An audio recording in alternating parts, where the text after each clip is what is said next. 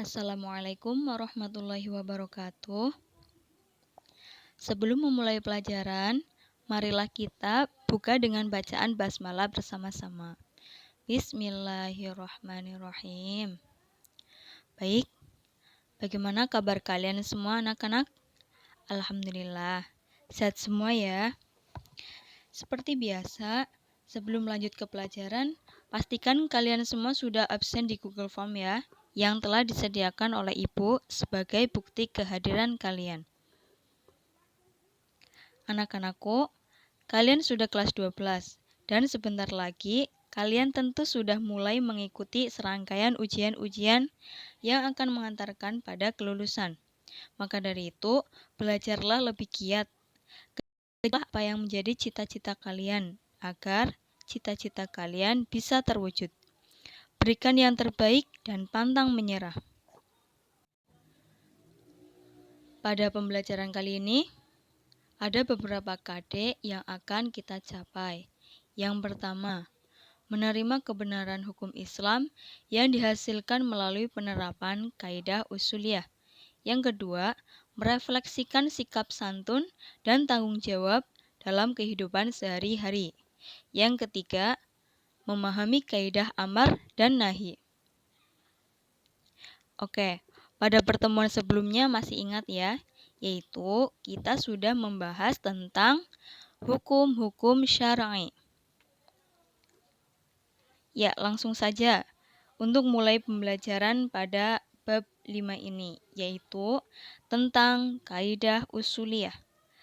Sudah Ibu siapkan PPT-nya? Silakan kalian simak sembari Ibu terangkan. Kaidah usul fikih. Pengambilan hukum fikih atau istimbat hukum dari Al-Quran dan hadis yang dilakukan oleh ulama mujtahid berdasarkan atas dua kaidah, yaitu kaidah fikih dan usuliyah. Kaidah merupakan pedoman. Kaidah usuliyah berarti kaidah atau aturan untuk memahami dalil-dalil yang berkaitan dengan pengambilan hukum yang diperoleh dengan mempelajari bahasa yang terkandung dalam dalil tersebut. Sedangkan kaidah fikih merupakan pengambilan hukum yang dikaitkan dengan fakta atau substansinya. Semua itu dibutuhkan untuk memahami ketentuan suatu lafaz yang ada dalam Al-Quran, sehingga dengan demikian dapat menentukan hukum fikihnya. Yang pertama, al-amru atau perintah. Pengertian al-amru. Menurut bahasa, al-amru secara hakiki berarti suruhan, perintah, yaitu lafaz tertentu yang menunjukkan tuntutan melakukan pekerjaan. Secara majas, al-amru bermakna perbuatan, seperti ungkapan dalam firman Allah SWT. Musyawarahkanlah dalam sesuatu yang akan diperbuat. Sedangkan menurut istilah adalah al-amru thalibul fi'li minal a'la ilal adna, yang artinya al-amru ialah tuntutan melakukan pekerjaan dari yang lebih tinggi kepada yang lebih rendah.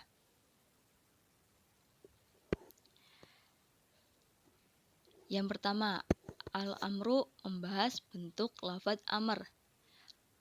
Bentuk lafaz amr yang pertama yaitu fi'il amr. Contohnya seperti dalam ayat Bismillahirrahmanirrahim.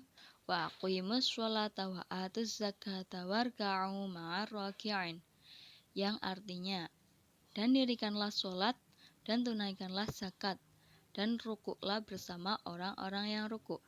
Quran Surat Al-Baqarah ayat 43. Yang kedua adalah fi'il mudhari yang didahului dengan huruf lam amr. Seperti contoh, Bismillahirrahmanirrahim.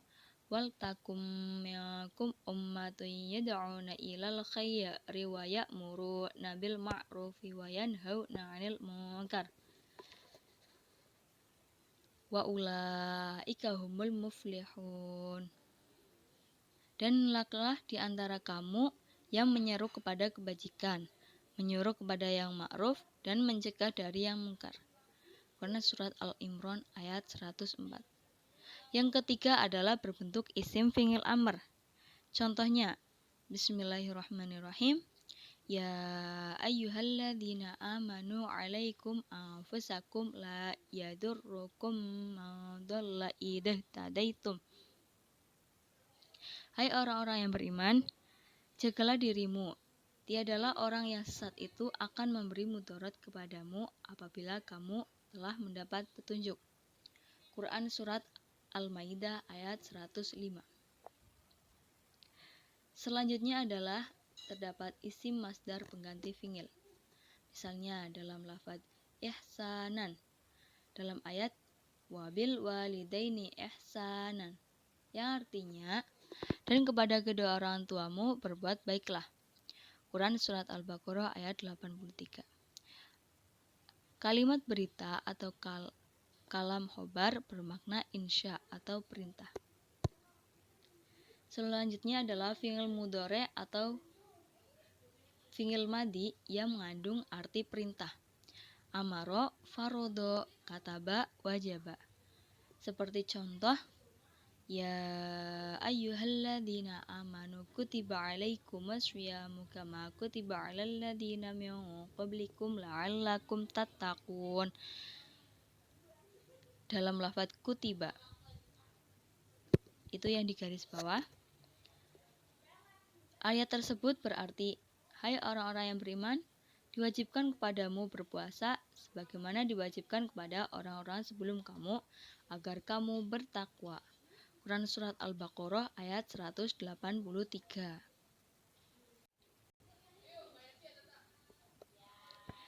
Yang kedua terdapat kaidah amar. Membahas tentang sihot amar menunjukkan hukum wajib. Al-aslu fil amri lil wujubi, yang artinya pada asalnya amar itu menunjukkan hukum wajib. Yang maksudnya adalah bahwa bentuk amar pada dasarnya menunjukkan hukum wajib selama tidak ada qarinah atau indikasi yang memalingkan dari hukum wajib. Contoh ayat wa aqimus sholata, yang artinya dirikanlah sholat, menunjukkan bahwa sholat wajib dilakukan. Yang melandasi kaidah ini adalah sesuai menurut akal dan nakli. Menurut akal adalah orang-orang tidak mematuhi perintah dinamakan orang yang ingkar atau tercela. Oleh karenanya, mematuhi perintah adalah wajib. Sedangkan menurut nakli, seperti firman Allah Subhanahu wa taala. Bismillahirrahmanirrahim. Falyahdharil ladzina yukhalifuna an amrihi an tusibahum fitnah. An tusibahum fitnatun aw yusibahum adzabun alim. Yang artinya, maka hendaklah orang-orang menyalahi perintahnya takut akan ditimpa cobaan atau ditimpa azab yang pedih. Quran Surat An-Nur ayat 63. Di dalam ayat ini mengandung ancaman bagi orang yang menyalahi perintah Allah Subhanahu wa taala.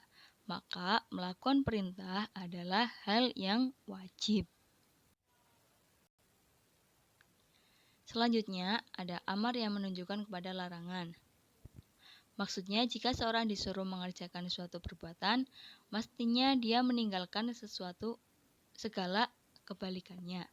Misalnya disuruh beriman, berarti dilarang kufur.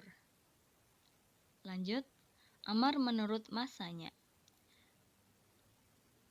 Apabila suatu perintah telah dikerjakan sesuai dengan ketentuannya, maka seseorang telah terlepas dari tuntutan perintah itu. Misalnya, seseorang yang telah melaksanakan suatu perintah dengan sempurna, maka dianggap cukup dan terlepas dari tuntutan. Lanjutnya adalah qadha dengan perintah yang baru. Al-qadha'u bil amrin jadidan. Artinya, qadha itu dengan perintah yang baru. Maksudnya, suatu perbuatan yang tidak dapat dilaksanakan pada waktunya harus dikerjakan pada waktu yang lain atau qadha. Pelaksanaan perintah bukan pada waktunya ini berdasarkan pada perintah baru, bukan perintah yang lama. Misalnya, qadha puasa bagi yang mengalami udzur syar'i pada bulan Ramadan tidak dikerjakan.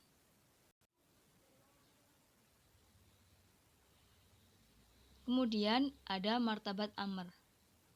Al-amrul muta'allaqu 'alal ismi yaqtasil iqtisaru 'ala aulihi. Artinya, jika suatu perintah berhubungan dengan suatu nama atau sebutan, maka menuntut pemenuhannya pada batas awal atau minimal. Contohnya, dalam ruku atau sujud wajib, tumakninah atau mendiamkan anggota badan pada tempatnya. Berapa lamanya? Lamanya adalah minimal waktu yang dibutuhkan dalam membaca subhanallah, dan lama maksimalnya tidak tentu. Karena itu, pelaksanaan perintah tumakninah ini dilaksanakan dalam waktu yang sekiranya minimal disebut tumakninah. Itu minimal lama bacaan subhanallah. Karena kurang dari itu tidak diberi nama tumakninah. Kemudian yang selanjutnya adalah amr sesudah nahi. Al-amru badan nahyi yufidul ibahata. Ya, artinya perintah sesudah larangan menunjukkan kebolehan.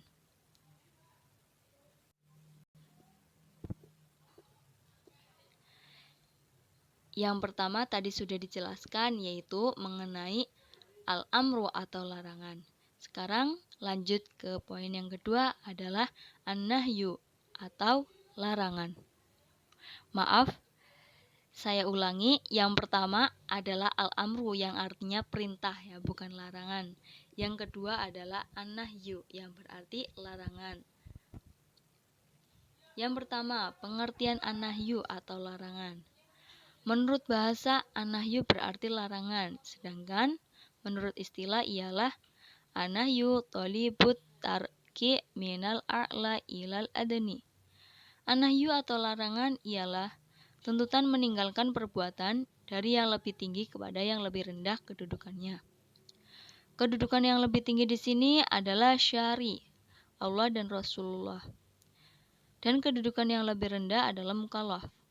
Jadi nahi adalah larangan yang datang dari Allah dan Rasul-Nya kepada mukallaf.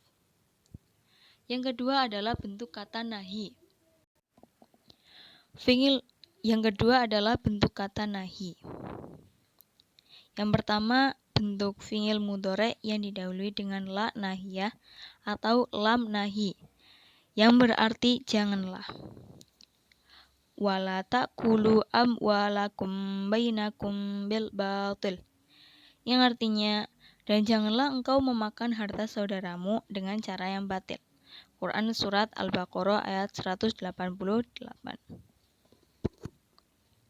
Yang kedua, itu terdapat ayat La tufsidu fil ard, yang artinya janganlah engkau berbuat kerusakan di muka bumi. Terdapat di Quran Surat Al-Baqarah ayat 11.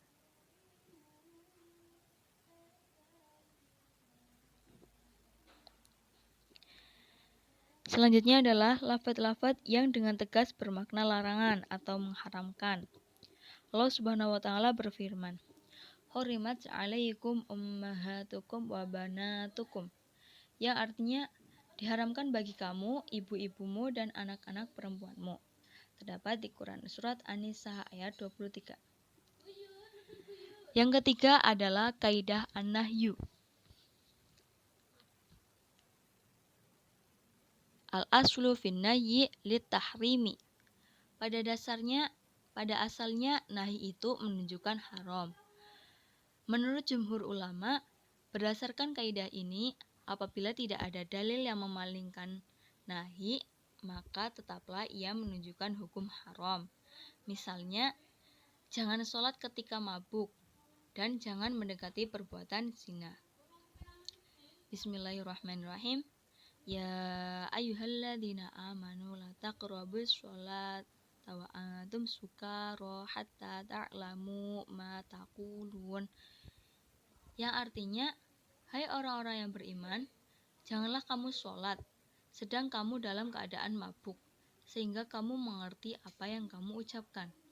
Terdapat di Quran Surat An-Nisa ayat 43. Kadang-kadang nahi atau larangan digunakan untuk beberapa arti atau maksud sesuai dengan perkataan itu.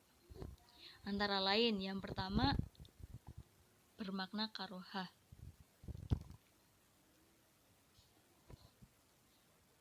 Yang kedua, bermakna doa.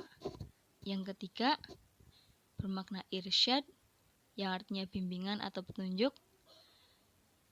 Yang selanjutnya bermakna tahqir, artinya meremehkan atau menghina. Selanjutnya ta'is, artinya putus asa. Tahdid, yang artinya mengancam. Dan yang terakhir bermakna i'tinas, artinya menghibur. Ya. Yang selanjutnya terdapat larangan sesuatu suruhan bagi lawannya. Dalam kaidah anahyu 'ani syai'i amru bididdi. Larangan terhadap sesuatu berarti perintah akan kebalikannya.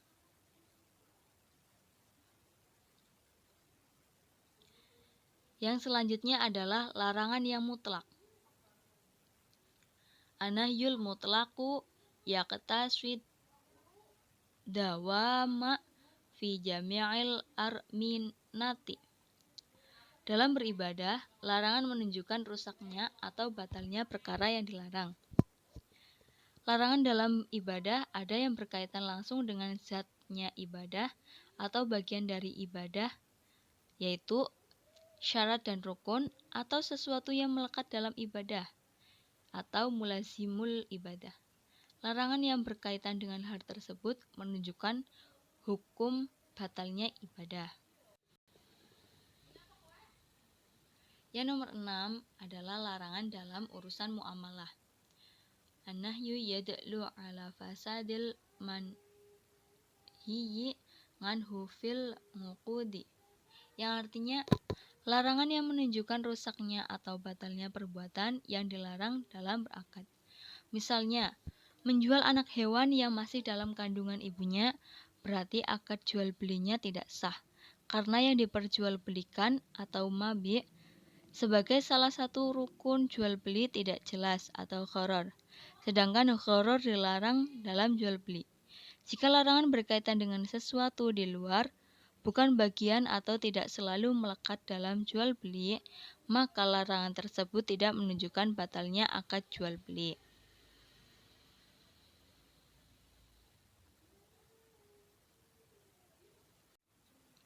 Jual belinya sah, artinya si pembeli berhak mendapatkan barang dan penjual mendapatkan harga secara syar'i. Adapun keharaman terkait dengan hal di luar akad jual beli.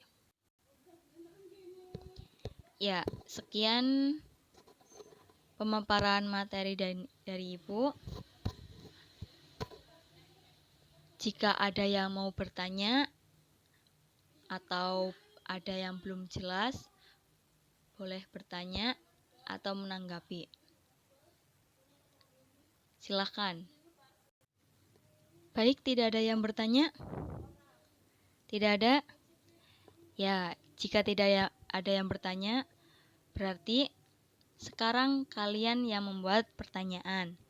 Buatlah pertanyaan, setiap anak satu. Kemudian kalian tukar pertanyaan kalian dengan teman sebangku kalian. Silakan. Sudah semuanya? Jika sudah, silakan dijawab apa yang ditanyakan oleh teman sebangku kalian. Ya, semuanya sudah? Ya, jika sudah, sekarang Ibu akan membagi kalian menjadi 5 kelompok. Setiap kelompok terdiri dari 6 anak. Setiap kelompok buatlah rangkuman dari apa yang telah Ibu jelaskan tadi ya. Dari pengertian sampai terakhir. Sudah selesai merangkumnya? Jika sudah, silakan kumpulkan ke depan. Ya, sudah mengumpulkan semuanya ya. Ya, jadi anak-anak, inti dari pembelajaran kali ini adalah tentang al-amru, yang berarti perintah, yaitu lafaz tertentu yang menunjukkan tuntutan melakukan pekerjaan.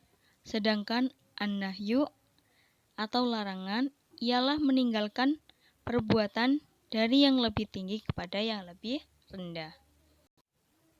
Itu semua kita pelajari supaya kita memahami dalil yang berkaitan dengan pengambilan hukum yang diperoleh dengan mempelajari bahasa yang terkandung di dalam dalil tersebut. Sekali lagi, adakah yang ingin bertanya ataukah ada yang kurang jelas? Tidak ada yang bertanya? Ya, baiklah. Pada pembelajaran yang akan datang, kita akan mempelajari tentang penerapan am dan host. Silahkan kalian pelajari dahulu ya di rumah. Ya. Demikian pembelajaran hari ini. Kurang lebihnya mohon dimaafkan. Semoga bermanfaat. Wallahul muwaffiq ila aqwamit thoriq. Wassalamualaikum warahmatullahi wabarakatuh.